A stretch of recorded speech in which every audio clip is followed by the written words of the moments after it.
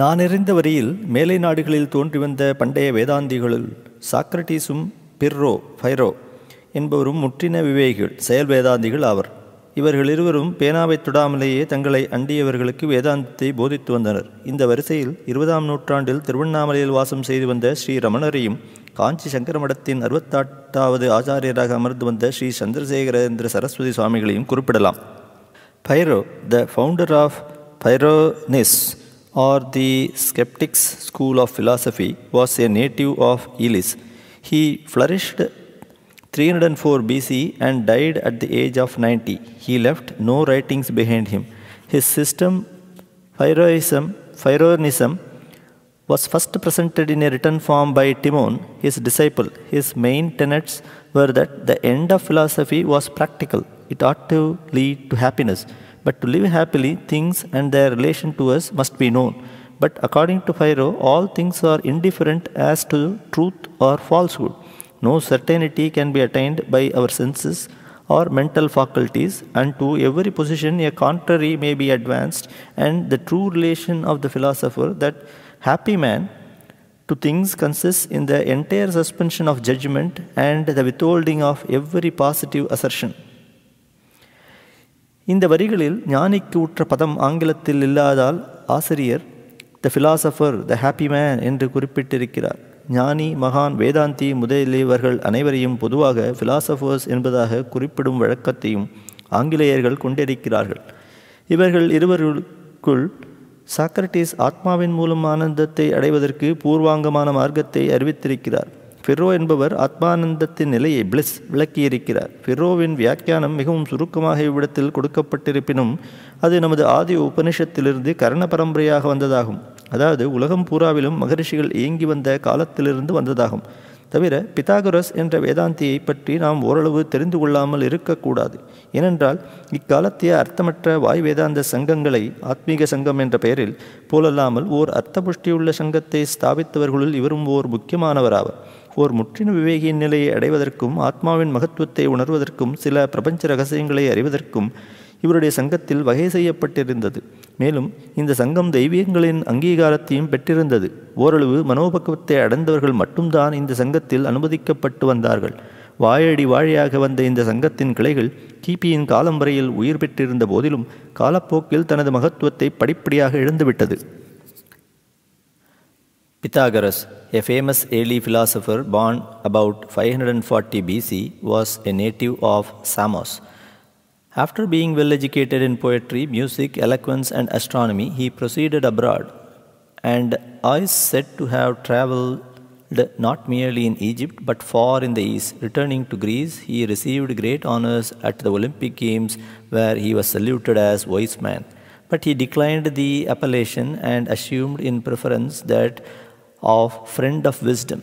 After visiting the various states of Greece, he withdrew to southern Italy and settled at Cortona, where he founded a fraternity of 300 members bound by vows to conform to the religious theories and ascetic life of Pythagoras and devote themselves to the study of his religious and philosophical theories. All that is known of their ethics refers to their canon of life, which, like the Orphic, both of them supposed by Herodotus to be chiefly derived from Egypt, was distinguished by a multiplicity of abstinences, disgusts, antipathies in respect to food and other physical circumstances of life, elevated into rules of the most imperative force and necessity. Connected with this asceticism were their doctrines respecting the transmigration of the soul, their view of the body as the soul's prison, their opposition to suicide, etc. While he was not of an age, Pythagoras is said to have fled to Metapontum in Greece and there starved himself to death, vadakirithal, thus gaining a higher plane of life. கனவு என்ற அனுபவத்தை நமக்கு பகவான் அளித்திருப்பதால் தான் கடவுள், ஆத்மா என்ற ஓர் மேலான வஸ்து இயங்குவதை நம்மால் அனுமானத்துடனாவது உணர்ந்து வர முடிகிறது. ஆனால் தெய்வ வழிபாட்டை ஏற்று வரும் நம்மில் பெரும்பாலோர் நேர்மையான நடவடிக்கைகளில் தவறாமல் இருந்திருந்தால் தெய்வங்களின் இயக்கத்தையும் முகாந்திரத்துடன் நீடித்து நிலவ வைத்திருக்க முடியும். நிற்க சென்ற காலத்திய செயல்வாதாந்திகளோ தெய்வ விவேகிகளோ ஆத்மசக்திக்காக பாடுபடவில்லை. உலகை மாயையாக உணரக்கூடிய ஓர் ஜென்மாவை அடையாத வரையில் ஆத்மீக மகத்துவத்தை அடைய முடியாது என்பதை அவர்கள் முற்றிலும் அறிந்து வந்தவர்கள் ஆவார்கள். ஏன், மகான்கள் கூட ஆத்மீகத்திற்கு மனம் கொள்வதில்லை. எனவே ஆத்மானந்தத்தை ஏற்பதற்கு சர்வ கலாசாலைகள் கிடையாது. வேதாந்திகளை முக்காலம் இழந்துவிட்ட இக்காலத்திலோ சுத்த பாமரர்களில் ஒரு சிலர் ஏதாவது ஆத்மீக சக்தியை அடைந்துவிட வேண்டும் என்ற நோக்கத்தில் வேதாந்த புஸ்தகங்களில் பலவற்றை பக்கம் பக்கமாக புரட்டி பார்க்கிறார்கள். சிலர் பகவத்கீதையும் தூய மந்திர சாஸ்திரங்களையும் உபனிஷத்துக்களையும் படித்து பார்க்கிறார்கள். இப்படி பல புஸ்தகங்களை ஆராய முற்படும் பொழுது அவர்கள் மேலும் குழப்பத்தை கொண்டு விடுகிறார்களே தவிர தங்களுடைய நோக்கத்திற்கு அவைகளின் மூலம் திருப்தியான உபாயத்தை காண முடிவதில்லை. பொதுவாக இவைகள் அனைத்தும் பகவானிடத்தில் சரணடைய வேண்டுமென்றும் ஆசாபாசங்களை அகற்ற வேண்டுமென்றும் தன்னை நான் யார் அறிந்து கொள்ள வேண்டுமென்றும் பிரபஞ்சத்தை மாகி என்று உணர வேண்டுமென்றும் யோகத்தை ஏற்க வேண்டுமென்றும் கூறியிருக்கின்றனவே தவிர தொகையை செலுத்தி டிக்கெட் வாங்கி கண்காட்சியை கண்டுகளிக்கும் விதத்தில் இவர்களுக்கு தெளிவாக்கவில்லை. எனினும் யோகம் என்ற கடைசி பதத்தை மட்டும் பொறுக்கிக் கொள்ளும் இவர்கள் ஏதோ மூச்சை அடக்கும் சுவாசபந்தனம் ஓர் யோகத்தில் அமர்ந்து குண்டலின் சக்தியை உயர்த்தி கொண்டே வருவதாக கற்பித்து கொண்டு பார்க்கிறார்கள். முடிவு, மற்றைய மானிடர்களைக் காட்டிலும் ஒரு துளி அனுமானுஷ்யமான சக்தியையும் இவர்கள் அடைய முடியாமல் இருப்பதுடன் குறைந்தபட்சம் தங்களை பாதிக்கக்கூடிய சரீர உபாதைகளையோ பல்வேறு விதமான கஷ்டங்களையோ கவலைகளையோ தடுத்து நிறுத்திக் கொள்வதற்கு கூட முடியாமல் மற்றவர்களுடன் ஒருவராகத்தான் உழல வேண்டியிருக்கிறது. இவர்களால் கோடையில் ஒரு நாளைக்காவது தண்ணீர் பருகாமல் இருக்க முடியாது. மேலும் தங்களுக்கு தோன்றிடும் வாழ்க்கை நோக்கங்களை கூட சாதித்து கொள்ளவும் முடிவதில்லை. நிற்க தகுந்த ஆரோக்கியத்தை கொள்ளாத இக்காலத்தியவர்கள் சுவாசபந்தனத்தின் முரட்டத்தனமாக ஈடுபடும் பொழுது அவர்கள் மூளைக்கோளாறுகளுக்கோ முடக்குவாதத்திற்கோ அல்லது வேறு சில சரீர உபாதைகளுக்கோ இலக்காகவும் நேரிடலாம். தவிர முற்றின விவேகி என்ற நிலையை அடைந்த பிறகுதான் கண்களுக்கு புலப்படாத அளவில் இயங்கும் சில நரம்புகள் நாடிகள் யோகத்திற்கு உதவியளிக்கும் பக்குவத்தை அடைந்து வருகின்றன. ஆனாலும் தெய்வ சாதுக்களால் கூட யோகத்தை ஏற்க முடியாது. தாங்கள் அறியாமலேயே யோகத்தை ஏற்பவர்கள் மகான்கள் ஆவர். இதை ஆத்மீகத்திற்கு பூர்வாங்கமாக அமைவதாக கொள்ள வேண்டும். இதை தவிர பாமரர்களாலும் பயிலக்கூடிய ஹடயோகம் யோகாசனம் போன்றவைகளும் உண்டு. இவைகளை ஆத்மீகத்துடனோ அல்லது குறைந்தபட்சம் தெய்வீகத்துடனோ ஒப்பிட்டு மனம் குழம்ப வேண்டாம். மேலும் யோகாசனம் பயிலும் பாமரர்களுக்கு பசி தாகம் வேறு அதிகரிக்கும். இத்தகையவர்கள் ஒரு சில உடல் கோளாறுகளை தவிர்த்து கொள்ளலாம். யோகாசனங்களை தொடர்ந்து நீண்ட காலம் வரையில் ஏற்று வரக்கூடாது. அப்படி ஏற்று வந்தால் நரம்பு தளர்ச்சியடைந்து கடைசி காலத்தில் படுக்கையில் அமர்ந்து பிறர் தயவை நாடி வருந்த நேரிடும். எனவே யோகாசனங்களை ஏற்பவர்கள் தகுந்த ஆசான்களின் யோசனைகளை கேட்டறிந்து பயில வேண்டும். நிற்க சுவாசபந்தனத்தையும் பிராணாயாமத்தையும் முறையுடன் ஏற்று வந்த சென்ற காலத்தியவர்கள் அதை தெய்வ தியானத்திற்கு பயன்படுத்தி வந்ததுடன் அதன் மூலம் அற்புதமான ஆரோக்கியத்தையும் அவர்களுக்கு ஏற்ப மனோ உயர்வையும் எய்து வந்தனர். ஆனால் சாஸ்திரத்தில் விளக்கப்பட்டிருக்கும் குண்டலினி யோகம் என்பது முற்றிலும் மாறுபட்டதாகும். இந்த யோகம் தன்னையும் துறந்த துறவிகளால் பிரயத்னத்தை கொள்ளாமலேயே ஏற்கப்படுவதாகும். குண்டலினியை உயர்த்தி கொள்வதாக காட்டிக்கொள்ளும் சங்கத்தினர்கள் நினைத்த மாத்திரத்தில் ஒரே நொடியில் சிதம்பரத்திலிருந்து சிகாகோவில் அமர்ந்து காட்ட முடியாது. பூட்டப்பட்டிருக்கும் அறையிலிருந்து வெளியே வந்துவிட முடியாது. எனவே துறவிகளைத் தவிர மற்றவர்கள் குண்டலினியின் மகத்துவத்தில் உரிமையேற்றுவிட முடியாது. குண்டலினியின் மகத்துவம் என்பதும் ஆத்மீக சக்தி என்பதும் ஒன்றேயாகும். பொதுவாக வேதாந்த நூல்கள் வேதாந்திகளுக்காக அருளப்பட்டவைகளே அன்றி பாமரர்களுக்காக அல்ல. அதாவது சிறந்த விவேகிகள் முற்றின விவேகிகளாக செயல் வேதாந்திகளாக உயர்வதற்கும் சித்த வளர்ச்சியை ஏற்பதற்கும் சந்நியாசத்தில் விருப்பமுள்ளவர்கள் பாசங்களை துறக்க ஆயத்தமாக்கிக் கொள்வதற்கும் அருளப்பட்டவைகளாகும். தெய்வ பாசத்தை கொண்டுவிடும் மகான்களுக்கோ வேதாந்த நூல்கள் தேவையில்லை. வேதாந்த நூல்களை பின்பற்றும் வேதாந்திகளுக்கு தெய்வங்கள் ஒருமையின் தத்துவத்தை உணர்த்தி வந்ததுடன் அடுத்தடுத்து உயர்படிகளை கடக்கவும் உதவியளித்து வந்தன. இக்காலத்திலோ வேதாந்த வாழ்க்கையை வாயளவிற்கு மேல் செயலாற்ற முடியாத நவீனர்கள் தங்களை யோகி என்ற அளவுக்கு விளம்பரப்படுத்தி வருவதுடன் பதவியிலும் நிதியிலும் நாட்டத்தையும் கொண்டு வருகின்றனர். யோகிகளுக்கு பதவி ஏது, தனம் ஏது, விளம்பர ஆசை ஏது? யோகிகள் யாவற்றுக்கும் அப்பாற்பட்டவர்கள் அல்லவா? எனவே நவீன யோகிகள் இன்றையிலிருந்தே பாமரர்களுள் நல்லவர்களாக உயர முயற்சி எடுக்க வேண்டுமே அல்லாது ஏதோ தங்களை மறுபிறவியை கொள்ளாத ஞானியைப் போல் பாராட்டிக் கொள்வது பாபமாகும். துறவி சின்னாஞ்சாமியார் வாழ்க்கை முறைகளுக்கு பெற்றோர்கள் உண்டு. எண்ணுக்கும் எழுத்துக்கும் ஆசான் உண்டு, கலைகளை பயில்வதற்கு கலைஞர்கள் உண்டு, வேதாந்த நூலை கிரகிப்பதற்கு குரு உண்டு, தெய்வீகத்தை அடைய தெய்வம் உண்டு, ஆனால் ஆத்மீக சக்திக்கு தானே ஆவார். நான் என்னுடைய சின்னஞ்சிறு வயதில் சின்னாஞ்சாமியார் என்று அழைக்கப்பட்டு வந்த ஓர் துறவியை பற்றி கேள்விப்பட்டு வந்தேனே தவிர அவரை தரிசிக்கும் சந்தர்ப்பம் எனக்கு நேரவில்லை. தஞ்சாவூரை சார்ந்த இந்த வைஷ்ணவ அந்தணரின் பெயர் சின்னசுவாமி ஐயங்கார் என்பதாகும்.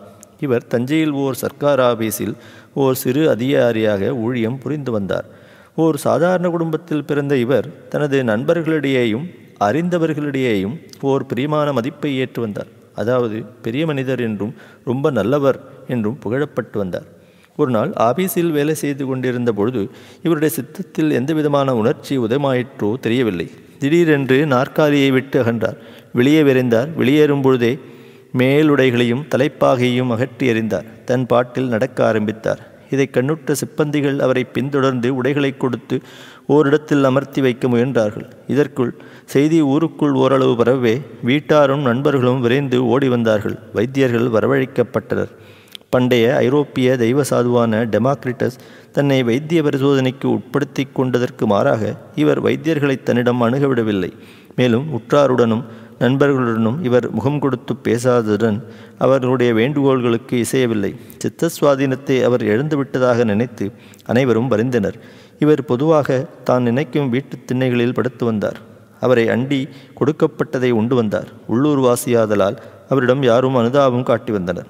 எனினும் அவருடைய நடையுடை பாவனைகளை நாளடைவில் கவனித்து வந்தவர்கள் உலகத்திற்கு அப்பாற்பட்ட வைராக்கியத்தை அவர் ஏற்றுவிட்டதை உணரலாயினர். காலக்கிரமத்தில் யாவரும் அவரை சாமியார் என்று அழைக்க ஆரம்பித்தனர். ஓராண்டு வரையில் தஞ்சாவூர் வட்டாரத்திலேயே நிஷ்டையை ஏற்று திரிந்து வந்த இவர் பின்பு பல ஊர்களிலும் சஞ்சாரத்தை ஏற்று வந்தார். இவ்வாறு சஞ்சாரத்தை ஏற்று வந்த சமயங்களிலும் அவர் நிஷ்டையை ஏற்று வந்த வண்ணமாக இயங்கி வந்ததை நீங்கள் அறிய வேண்டும். அதாவது துறவியின் நிலையை அடைய இருப்பவர்கள் அமர்ந்தாலும் நடந்தாலும் படுத்தாலும் அவர்களை அண்டி வரும் நிஷ்டையின் மூலம் துளி துளியாக ஆத்மீக சக்தியை பெருகி முடிவாக பூரணத்தையும் அடைந்துவிடும். பெரும்பாலும் தஞ்சை ஜில்லாவிலேயே சஞ்சாரம் செய்து வந்த சின்னாஞ்சாமியார் ஒரு சில ஆண்டுகளுக்குள் ஆத்மீக சக்தியை துறவித்தன்மையை அடைந்துவிட்டார். இவர் பெரும்பாலும் கௌபீனதாரியாகவும் சில சமயங்களில் துண்டு வஸ்திரத்தை தரித்தும் விளங்கினார். தஞ்சை ஜில்லாவில் இவரை அறிந்து வைத்திருந்த பலர் பக்தியுடன் வணங்குவதையும் சிலர் உபசரிக்கும் வழக்கத்தையும் ஏற்று வந்தனர். ஒரு சமயம் கும்பகோணத்தில் இவரை சிலர் வணங்குவதை நெடுநாட்களாக கவனித்து வந்த ஜட்கா வண்டிக்காரர்கள் அந்த செய்கையை தடுக்க முயன்றார்கள்.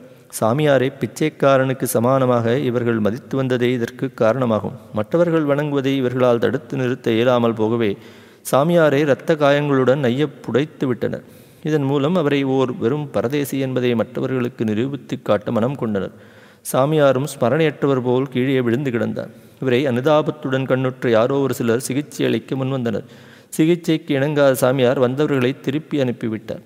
அதே சமயத்தில் இந்த குதிரை வண்டிக்காரர்கள் அனைவருக்கும் வெளியூர் சவாரி கிராக்கிகள் கிடைக்கவே தாங்கள் செய்த ஓர் நல்ல செயலுக்கு ஆண்டவன் உடனடியாக நிறைய வண்டிச்சத்தத்தை வண்டி சவாரி கூலி கொடுத்து விட்டதாக திருப்தியை கொண்டனர்.